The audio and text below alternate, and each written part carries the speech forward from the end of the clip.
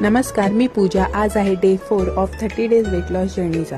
नेहमीप्रमाणे उठल्यावर मी घेतलं होते इथे detox drink during the workout. आणि आज इवा आणि कियांश लवकर उठले होते, त्यामुळे ते दोघंही आमच्यासोबत एक्सरसाइज करत होते.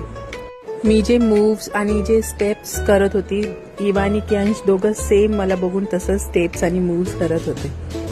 वर्कआउट करत असताना अधूनमधून थोडं थोडं पाणी प्यायला पाहिजे, त्यामुळे आपली बॉडी हायड्रेट राहते आणि जास्त थकवाही जाणवत नाही.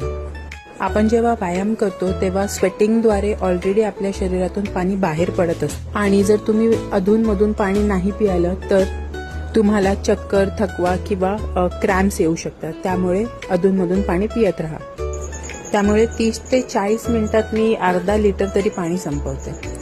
वर्कआउट झाल्यानंतर आम्ही आज गेलो होतो वॉकला, आणि मॉर्निंगला मी 5000 स्टेप्स कंप्लीट केले होते. घरी आल्यानंतर लागली होती भूक, त्यामुळे लॉग इन करून मी घेतलं होतं इथे प्रोटीन शेक, आणि लंचच्या आधी घेतलं होतं लाईम वॉटर.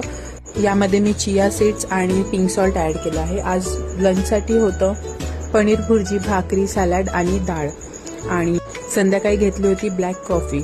रात्री जेवण झाल्यानंतर आम्ही गेलो होतो तर ज्ञानेश्वर महाराजांच्या पालखीला. घरी आल्यावर घेतलं बॉम्ब वॉटर. ठीक आहे, भेटूया उद्या. Bye, good night.